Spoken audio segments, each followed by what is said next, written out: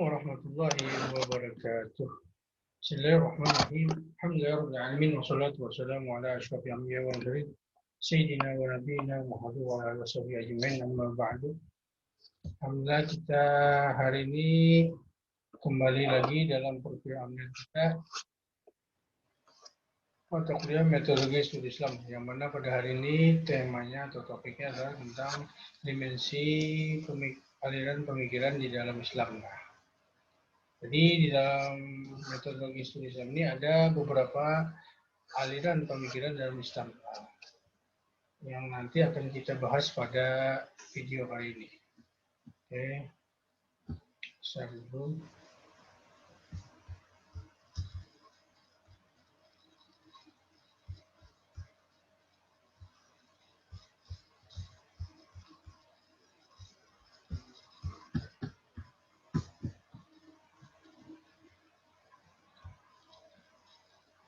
Dimensi aliran pemikiran Islam.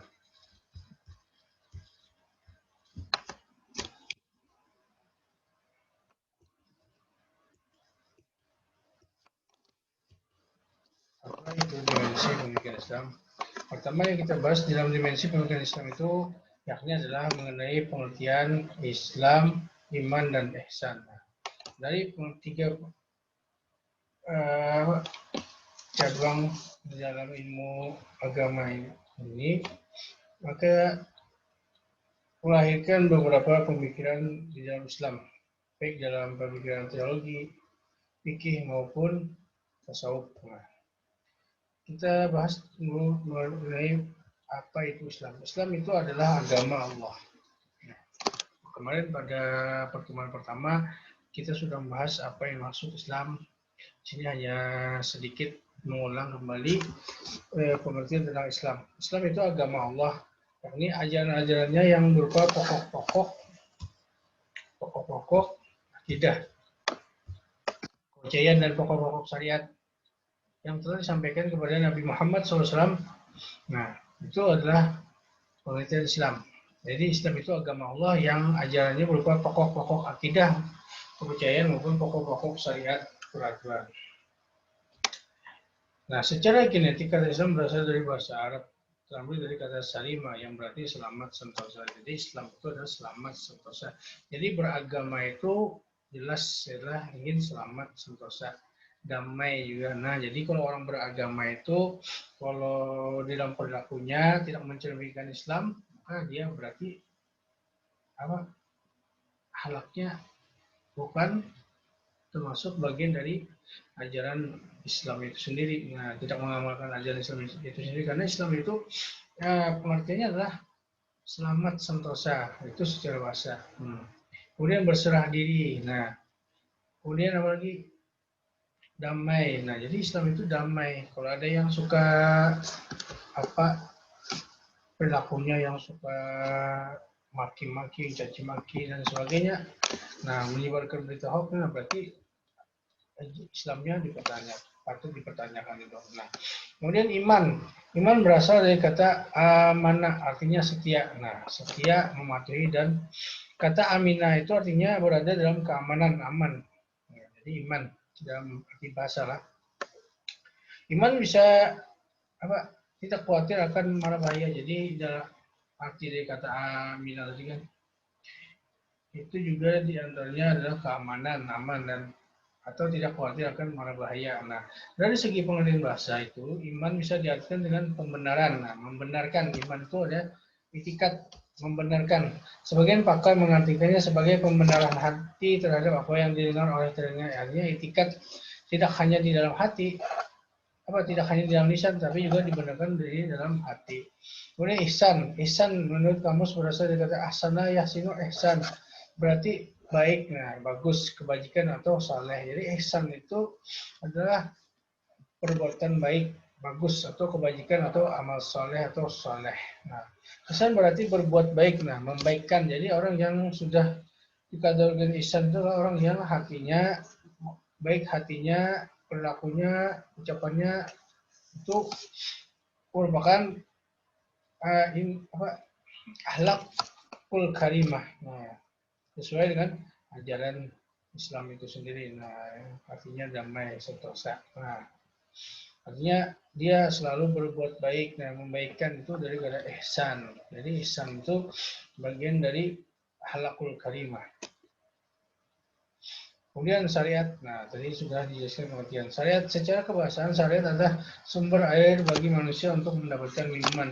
Sementara menurut terminologi komunitas sufi, nah syariat adalah menjalankan segala yang diperintahkan dan meninggalkan segala apa yang dilarang. Itu menurut terminologi kaum sufi. Nah, jadi syariat itu menjalankan segala apa yang diperintahkan dan menjauhi segala apa yang dilarang oleh Allah atau dilarang oleh syariat atau dilarang oleh ajaran agama. Nah, syariat Islam itu sendiri adalah hukum. Kalau sudah masuk syariat itu artinya hukum dan aturan yang mengatur seluruh sendi kehidupan umat muslim. Nah, jadi dalam ajaran Islam itu yang dinamakan syariat itu adalah hukum atau aturan yang mengatur segala bentuk sendi kehidupan umat muslim, baik itu amal ibadah, amalah, dan lain sebagainya. Selain berisi hukum dan aturan, syariat Islam juga berisi penyelesaian masalah seluruh kehidupan ini. Nah, jadi syariat di dalam arti ini, kalau sudah masuk ke hukum, maka di dalam ilmu itu dinamakan ilmu fikih. Nah, yang bahas ilmu hukum dari syariat tadi adalah fikih. Kemudian tarekat, nah tadi kan tarekat adalah meneliti dan mengamalkan segala tindakan Nabi. Nah, kata tarekat diambil dari bahasa Arab yaitu kata benda torikoh yang secara terminologi berarti jalan. Nah, jalan, metode atau tata cara. Jadi torikoh itu jalan supaya dalam mengamalkan ajaran Islam supaya cepat sampai kepada Tuhan dengan apa? Dengan jalan yang sesuai dengan yang dibawa oleh Nabi Muhammad SAW, para sahabat dan para tabiin. Nah, sampai para ulama yang membawa ajaran Islam itu sesuai dengan tarekat apa Ahlus Sunnah wal Jamaah istilahnya. Nah, dapat disimpulkan bahwa tarekat ini adalah beramal dengan syariat Islam secara ajumah, memilih yang berat walau ada yang ringan. Nah, yang semuanya ini dengan bimbingan dari seorang mursyid, guru, guna menunjukkan jalan yang aman dan selamat untuk menuju Allah. Jadi jalan tarekat ini memilih beramal syariat Islam secara ajumah, yaitu memilih hal yang berat walau ada yang ringan. Nah, hal yang berat itu misalnya dia ketika memasuki jalan thariqah itu misalnya apa pertama mengurangi bergaul. Nah, itu berat kalau zaman lain. Kemudian mengurangi makan tuh thariqah itu kalau hendak sudah menjalani thariqah itu. Apalagi mengurangi tidur. Nah, macam-macam ini kan lo mengurangi makan, mengurangi tidur, mengurangi bergaul. Nah, itu bagian dari hal-hal yang berat tadi. Berat kalau tadi tapi. Nah, tapi semuanya ini harus dengan bimbingan seorang guru yang mursyid. Nah, supaya Pak, supaya dia mampu berjalan di jalan yang benar. Nah, jalan yang aman dan selamat. Jadi kalau ada gurunya itu nyaman ya. Kada bertahan lagi karena ada yang membimbingnya. Ketika sampai di jalan di tengah jalan untuk apa? Sudah mulai apa istilahnya? Lesu, semangat bertarekat tadi mulai kendor. Nah, maka seorang mursyid itu akan meluruskan kembali niatnya si murid tadi untuk tetap berada di jalan thariqah itu. Nah, itu yang dinamakan thariqah. Kemudian sufisme. Nah, sufisme ketika sudah memasuki jalan sufisme itu tentu sudah melewati jalan thariqah juga. Ada beberapa sumber etimologi kata sufi. Nah, secara bahasa itu pandangan umum kata sufi ini berasal dari kata sub yang berarti wall. Nah, wall itu apa wall? Wall itu apa? Kayak buluan lah. Daun kain wall ya. Bulu domba. Nah, menunjuk kepada jubah sederhana yang dikenakan oleh para ascetik muslim. Nah, para ascetik muslim itu bukan sufi adalah. Namun tidak semua sufi mengenakan jubah atau pakaian dari wall. Itu zaman dulu wall. Kenapa? Karena jubah wall itu untuk melindungi tubuh dari dinginnya malam. Misalnya orang-orang dulu itu lah berjalan sampai malam atau apa yang perjalanan sufi itu kan mereka di padang pasir Arab Timur Tengah itu kan dulu kalau malam itu dingin, nah jadi pakai jubah yang terbuat dari wool supaya menghangatkan tubuh mereka. Itu biasanya kaum sufi itu biasa memakai jubah wool, jubah. Kalau sekarang kan modelnya gamis lah, nah gamis kalau sekarang gamis jubah Ebon Habib itu lah. Nah kalau dulu jubah yang terbuat dari wool. Teori dan menurut etimologis yang lain menyatakan bahwa kata sufi ini adalah sapa yang berarti kemurnian. Hal ini menurut pendekatan pada sufisme pada kemurnian hati dan jiwa. Nah, jadi ada lagi kata sufi itu berasal apa? Dari kata sapa yang berarti kemurnian. Karena apa? Karena orang sufi itu harus menekankan kemurnian hati dan jiwanya. Tentu jadi sufisme itu tentu hati dan jiwanya harus bersih. Munculnya pemikiran Islam, misalnya munculnya pemikiran Islam itu di Indonesia misalnya semenjak tahun 1970-an sampai tahun 1990-an, wacana keagamaan telah berkembang menuju wacana kultural.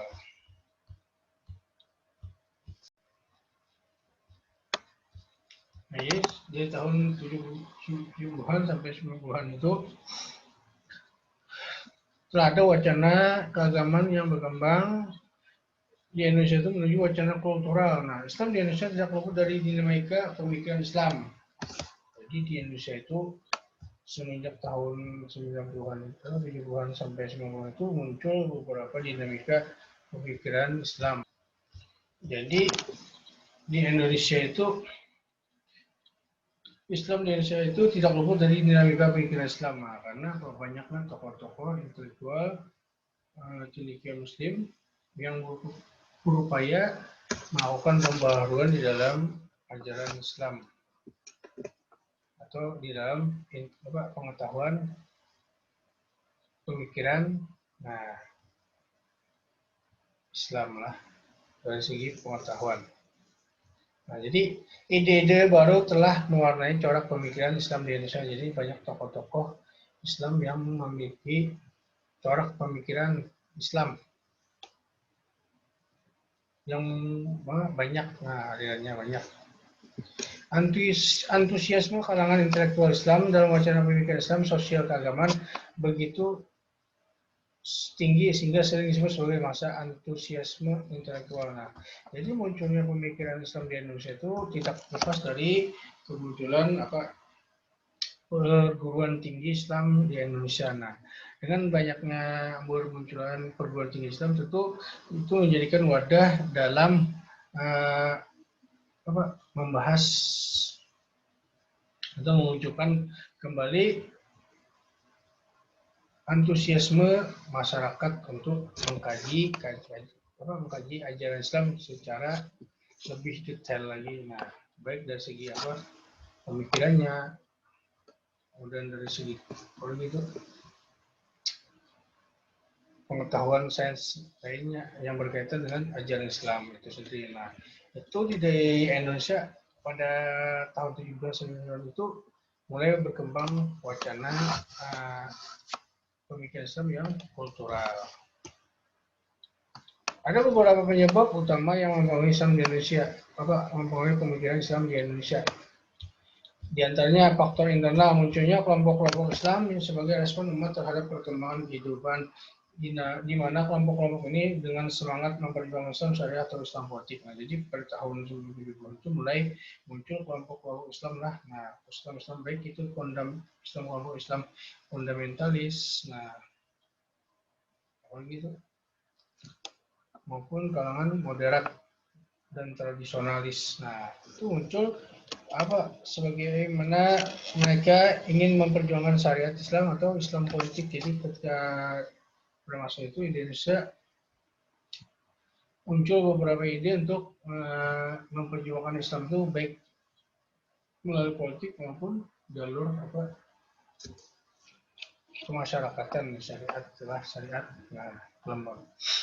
Kemudian faktor eksternal, terjadinya perubahan global akibat perkembangan teknologi dan informasi. Nah, ketika dunia memasuki perkembangan teknologi, tentu dunia pengetahuan begitu mudah tersebar. Nah, sehingga di dalam Islam itu sendiri juga menyebabkan banyaknya muncul aliran-aliran pemikiran, baik yang masih bersifat klasik tradisional, kemudian fundamentalis, klasikal, fundamental, sampai moderat, dan sampai juga yang ada liberal, pluralisme, bahkan ada yang lebih ekstrem lagi yang radikal.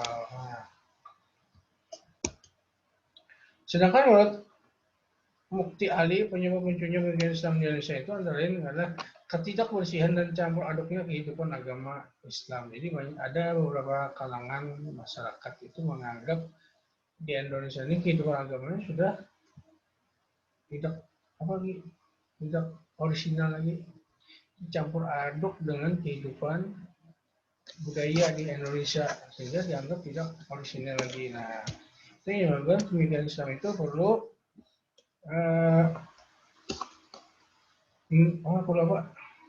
diperbaharui lagi untuk menyadarkan umat Islam di Indonesia supaya kembali kepada ajaran sesuai dengan yang dibawa Nabi, yaitu kisahnya lah. Nah, itu yang menurut Mufti Ali. Nah, kemudian efisiennya lembaga-lembaga pendidikan agama. Jadi lembaga-lembaga pendidikan agama dianggap tidak efisien dalam menerapkan ajaran Islam secara kafah. Nah, itu dianggap muncul pemikiran Islam supaya pendidikan agama itu lebih diprioritaskan lagi dalam membangun karakteristik umat Islam di Indonesia itu. Nah, kemudian ketika aktivitas misi Katolik dan Protestan itu juga menyebabkan beberapa pemikir intelektual Islam itu muncul untuk melawan arus misi Katolik dan Protestan tadi. Sehingga para pemikiran Islam ini muncul ke permukaan di Indonesia untuk berjuang menghadapi aktivitas misi Katolik dan Protestan tadilah, keadaan Allah istilahnya. Nah, itu dari tiga bagian ini yang menyebabkan pemikiran Islam di Indonesia itu muncul. Nah, itulah dari tiga ini tidak mesti dominan lah. Itu hanya bagian dari penyebab. Dan masih banyak lagi, ini sebagiannya.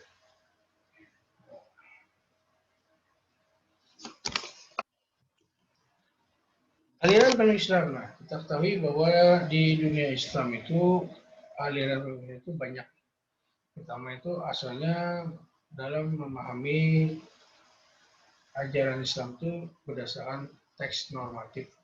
Nah, itu banyak-banyak. Misalnya dari segi teologi, aliran kalam, itu muncul beberapa pemikiran Islam, diantaranya Khawarij, yang ini adalah kelompok politik yang membelok dari Sayyidina Ali karena kecewa terhadap hasil arbitrase. Jadi munculnya aliran teologi pertama itu adalah Khawarij dan Syiah. Khawarij dan Syiah. Itu Khawarij ini Tuha, itu aliran politik atau aliran teologi dalam Islam lah, Tuha misalnya. Jadi aliran Khawarij ini termasuk aliran teologi yang paling tua. Yang mana aliran Khawarij ini terpecah beberapa kelompok lagi, jadi banyak lagi Khawarij. Pertama adalah kelompok Al-Muhakkimah, kemudian Al-Zarifah, Al-Najat, Al-Azaridah, Al-Sufiyah, Al-Ibadah. Nah, jadi banyaklah kelompoknya Khawarij. Khawarij ini adalah kelompok yang membelot dari pasukan Sayyidina Ali, yang kemana Khawarij ini mempunyai pemikiran teologi sendiri yang bertentangan dengan bertentangan dengan kebiasaan secara sahabat yang dibawa oleh Nabi dan sahabat lah. Nah, kemudian yang B, kelompok Murjiah. Ada kelompok teologi yang memilih tidak ikut dalam politik atau pertentangan muslim kafir. Nah, aliran ini terbagi menjadi dua, yaitu golongan moderat dan golongan ekstrem. Nah, golongan Murjiah ini muncul sebagai golongan yang di tengah-tengah ketika adanya konflik politik antara Sayyidina Ali dan Muawiyah, yang mana pada masa itu muncullah dua aliran kelompok teologi, yakni Khawarij dan Syiah. Kemudian dari dua aliran ini muncul lagi kelompok yang tidak memiliki hak di antara dua ini, yaitu kelompok Murjiah. Nah, ini yang tengah-tengah, artinya tidak ikut dalam politik atau pertentangan muslim dan kafir. Itu dalam aliran teologi lah. Itu juga terbagi menjadi dua, moderat dan golongan ekstrem. Jadi Murjiah ini ada yang moderat dan ada yang ekstrem.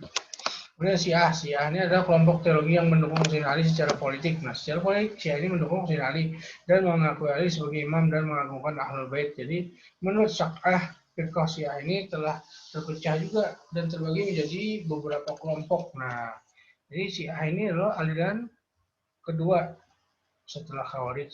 Nah, jadi Khawarij dan Syiah ini termasuk kelompok teologi yang paling tua, muncul pada masa khalifah Sayyidina Ali.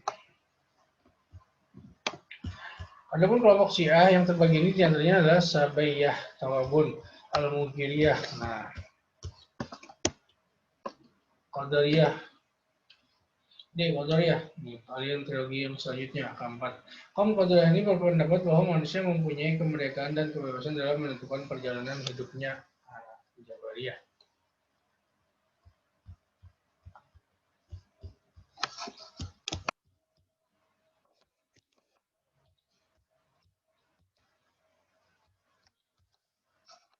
Nah, jadi Qadariyah ini adalah aliran teologi juga yang mereka muncul sebagai aliran teologi dengan memiliki pendapat sendiri di dalam aliran teologi itu, yang mana mereka ini berpendapat bahwa manusia itu mempunyai kemerdekaan dan kebebasan dalam menentukan takdirnya. Nah, jadi di sini kaum Qadariyah ini dalam aliran teologi dia memiliki pendapat bahwa manusialah yang menentukan takdirnya. Jadi Tuhan kata terlibat kayaknya. Makanya ini disebut aliran Qadariyah. Jadi manusia yang menentukan baik dan buruknya perilakunya, atau yang menyebabkan dia masuk surga karena neraka gawainya juga. Nah, Tuhan kata terlibat di sini. Nah, itu Qadariyah. Kemudian kaum Jabariyah. Nah, berpendapat sebaiknya dengan kaum Qadariyah, yang mana manusia tidak mempunyai kemerdekaan dan menentukan kehendak dan perbuatannya. Jadi Jabariyah ini berbeda dengan Qadariyah. Kalau Qadariyah ini dia memiliki pendapat bahwa manusia itu mempunyai kebebasan dan kemerdekaan dalam menentukan perjalanan hidupnya, sedangkan Jabariyah ini berpendapat bahwa manusia itu tidak mempunyai kebebasan dalam menentukan perbuatan dan kehendaknya. Jadi kayak bola juga ketika disepak gitu, nah kesana kemari siapa terserah yang menyepak gitu. Nah, atau kapas yang diterbangkan ke udara, nah terserah aja angin kemana kamu bawa aja. Nah, itu kaum Jabariyah itu. Jadi manusia itu tidak punya kehendak atau kemerdekaan dalam perbuatannya. Nah, jadi terserah Tuhannya lagi ya. Nah, itu Jabariyah tuh. Kemudian yang sebagai aliran yang utuh, Mu'tazilah tampil dengan ajaran yang telah tersusun secara sistematis. Nah, ini aliran Mu'tazilah ini merupakan aliran kelompok teologi yang ajarannya tersusun secara sistematis. Nah, bahkan pada masa dinasti Abbasiyah itu Mu'tazilah ini merupakan bagian dari mazhab di dalam dinasti Abbasiyah itu sampai beberapa lama. Nah, jadi mazhab nih. Mazhab di kearifan Islam Bani Abbasiyah, dan berlangsung cukup lama juga Mu'tazilah sampai akhirnya muncul ke permukaan kelompok Ahlussunnah wal Jamaah. Nah, ya Mu'tazilah ini sempat menguasai dunia perpolitikan Islam pada masa dinasti Abbasiyah. Kemudian muncul lagi Ahlussunnah wal Jamaah. Ahlussunnah wal Jamaah diperoleh oleh Abu Hasan bin Ali bin Ismail al-Asy'ari ketika paham Jabariyah mengatakan bahwa Allah lah pencipta segala perilaku manusia, dan Mu'tazilah berpendapat bahwa manusia sendiri yang menciptakannya. Nah, jadi Jabariyah tadi kan Allah lah yang menciptakan, Allah lah pencipta segala perilaku manusia. Jabariyah tadi kan dari upaya tadi.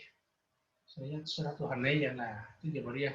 Kalau Mu'tazilah berpendapat bahwa manusia itu yang menciptakannya. Nah, hampir sama dengan Qadariyah, tapi berbeda dalam hal teologi lah.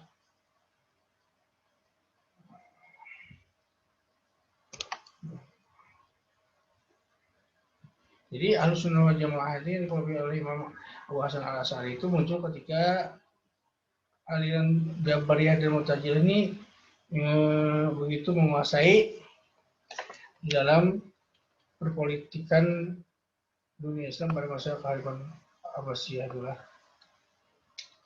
Sehingga dalam aliran teologi ini pada masa itu sangat kuat. Maka dengan munculnya Ahlussunnah wal Jamaah dari Imam Abu Hasan al-Asy'ari, maka ini mematahkan teologi sebelum-sebelumnya dalam hal pemikiran Islam.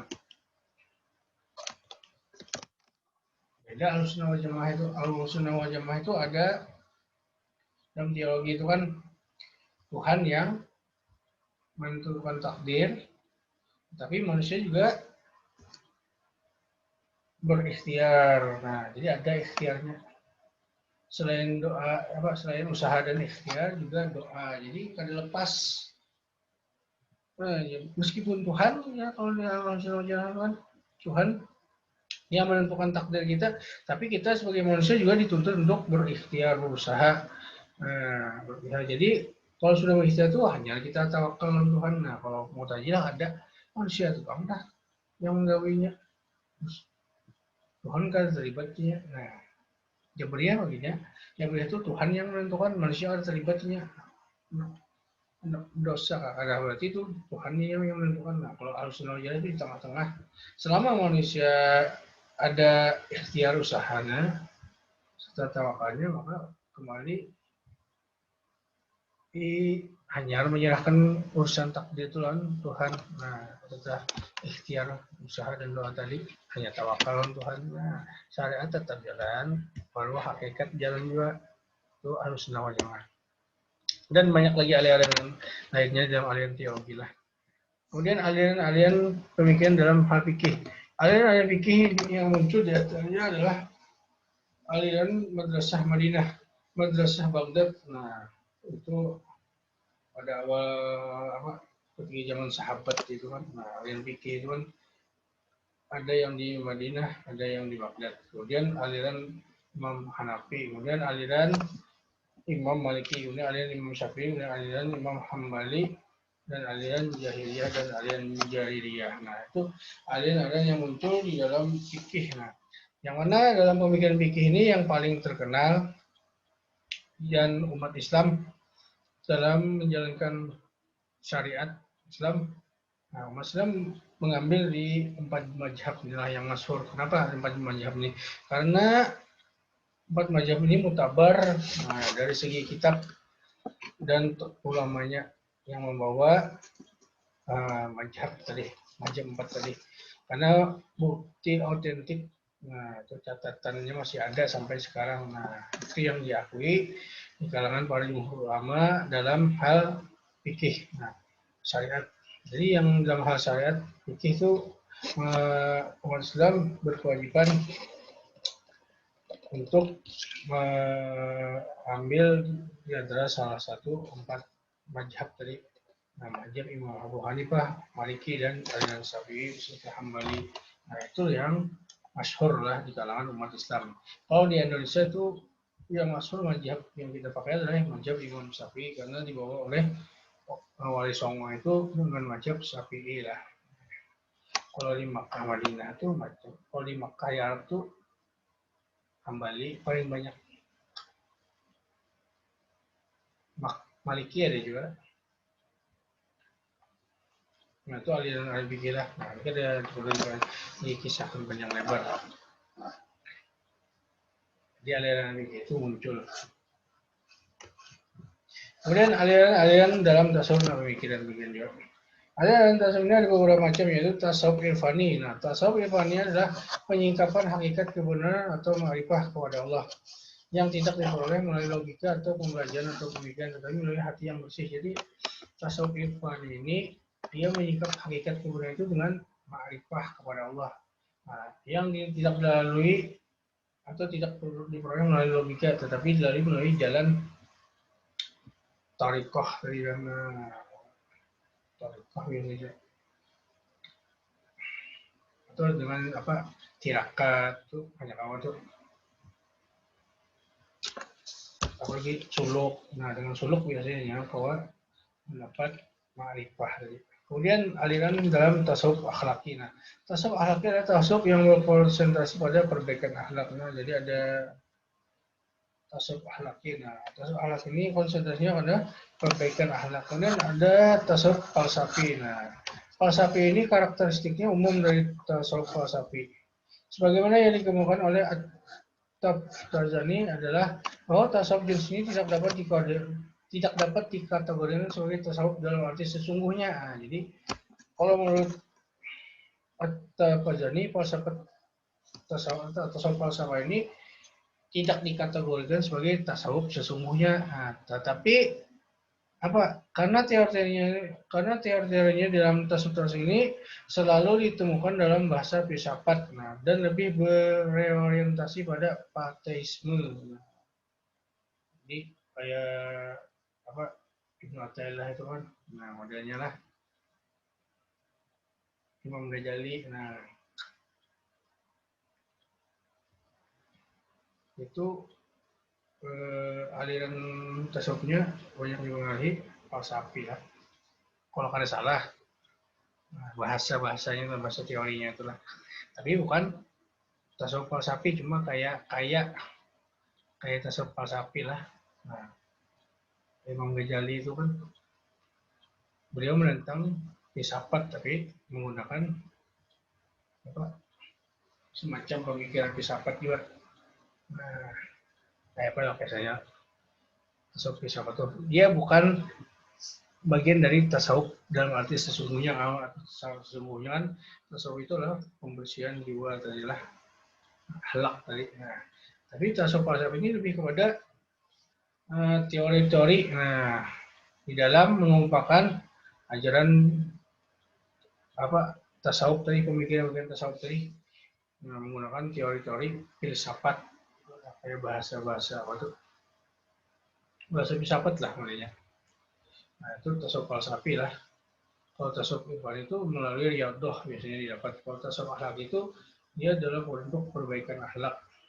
Kalau tasawuf falsafi itu lebih kepada berorientasinya kepada bahasanya, bahasa filsafat lah, filsafat Islam istilahnya itu lah.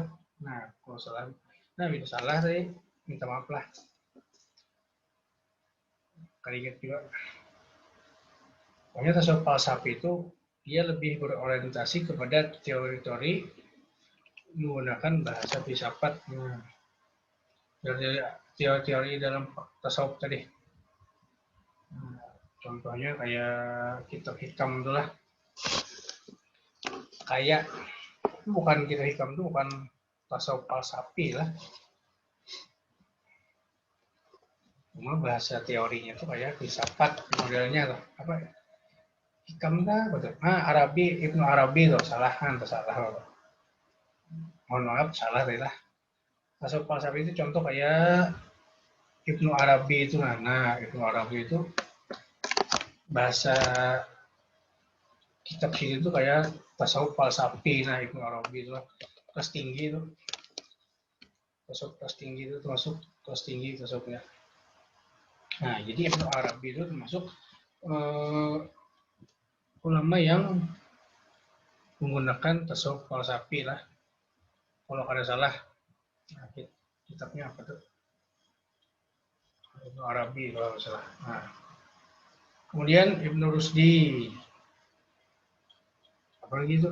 Nah, itu bagian dari orang-orang yang ahli dalam filsafat Islam juga. Nah, itu karakteristiknya. dari tasawuf falsafi itulah.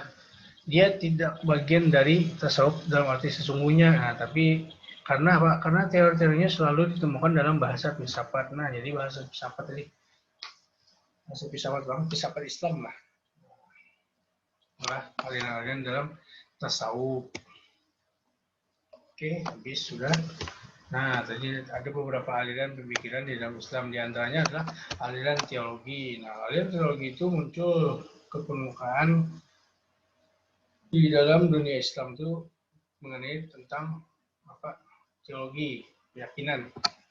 Nah, kemudian dalam politik ya juga munculnya Khawarij dan Syiah itu awal-awalnya dulu. Kemudian Murji'ah, Jabariyah, Qadariyah, Mu'tazilah, Ahlussunnah wal Jamaah dan sebagainya. Nah, itu aliran dalam teologi. Kemudian aliran dalam fikih. Munculnya diantaranya yang paling masuk itu 4 tuh. Aliran 4 mazhab itulah. Padahal banyak lagi aliran dalam fikih itulah. Sebenarnya aliran Madinah. Nah, Baghdad juga. Nah, itu yang awal, paling awal. Baru para tabi'in itu hanya muncul pada abad ke-2 ke-3 Hijriah itulah muncul mazhab 4 imam mazhab adalah Abu Hanifah, Maliki, Imam Syafi'i dan Hambali. Nah, itu yang paling terkenal masyhur. Kemudian dalam teologi itu ada 3 alirannya. Aliran apa? Irfani, tasawuf irfani, kemudian tasawuf akhlaki dan tasawuf falsafi. Nah, itu jelas yang bisa disampaikan. Kalau ada salah-salah kata dan penjelasan mohon maaf. Nah, karena kekurangan ilmu juga dalam membahas inilah. Nah, kamu menyadari dalam membahas aliran ini cukup luas bahasanya lah. Tapi di sini Bapak hanya menjelaskan sedikit saja di antara bahasan-bahasan yang di dalam materi kita. Jadi sedikit ya, ada panjang lebar. Nah, asal kita tahu aja dalam aliran pemikiran Islam. Nah, itu aja lah. Mohon maaf. Sekali lagi kalau ada salah-salah kata, salah-salah dalam menjelaskan, atau salah-salah dalam menyebut penjelasan di dalam materi ini. Nah, minta maaf. Ta'ala minta ridho ni ahad. Sekali lagi, minta maaf ini akhirat. Wabillahi taufiq wal hidayah. Wassalamualaikum warahmatullahi wabarakatuh.